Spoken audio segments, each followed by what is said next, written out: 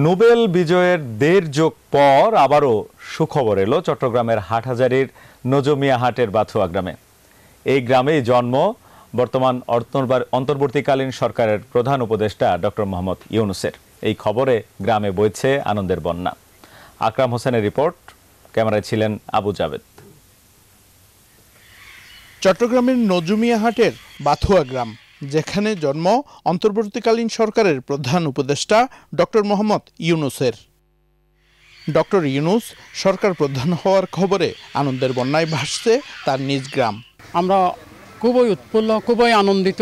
সব বয়সের মানুষের মাঝে একটা উচ্ছ্বাস চলে আসছে, এবার কিছু একটা হতে যাচ্ছে।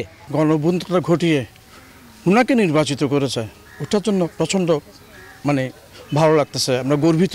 এই বাংলাদেশের জনগণের প্রতিও আমরা এলাকাবাসী হিসেবে এই যে ওনার গ্রামের এই যে পরিবারের মানুষ হিসেবে আন্তরিকভাবে ধন্যবাদ এবং কৃতজ্ঞতা জানাচ্ছি।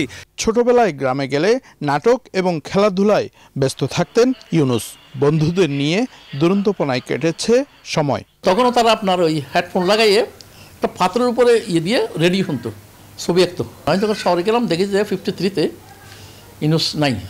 বলছে ইউজ করতে গেছে করাচি, কি পাকিস্তান জাম্বুরি স্কোয়াডের। তো তাকে নিয়ে আমরা গর্ব করতাম।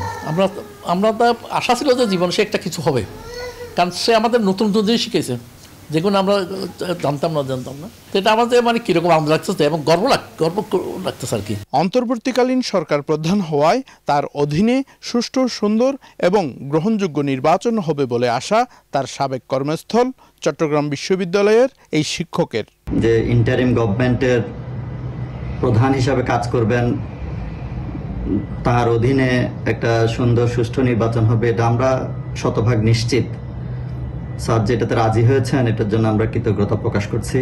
নোবেল বিজয়ের ১.৫ যুগ পর বাংলাদেশের সরকার প্রধান হওয়ায় বাথুয়া গ্রামের আরেকটি অর্জন হলো। তাদের প্রত্যাশা, ডক্টর ইউনূসের হাত ধরে দেশ এগিয়ে যাবে দ্রুত গতিতে। আকরাম হোসাইন, নিউজ 24, চট্টগ্রাম।